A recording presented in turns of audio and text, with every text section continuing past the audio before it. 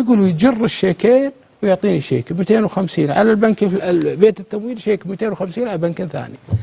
قال رح يا ولدي وسددهم ومتى ما خلصت ولا يكسبون علينا الرجاجيل جميله. يقول وانا تدمع عيوني عنده ابكي. يقول بكيت قدام الرجل يتكلم قدام المجلس وعبد العزيز. اتذكر كلام ابوي واتذكر توجيهه واتذكر اني تجيت الرجال انكفو. قال ليش تبكي يا ولدي؟ قلت والله بقول لك شيء انت ما تدري عنه. قال وشو؟ قلت يا شيخ ابوي قبل ما يتوفى قال لو صار عليكم من امور الدنيا روحوا لفلان وفلان انت والدبوس. والله يا عمي ان ما ذكرت الا وصيه ابوي وجيتك. الله الله الله. قام هو دمعت عيونه وشال النظارات وقام حط المناديل. قال يا ولدي الفلوس عند راعيها غاليه.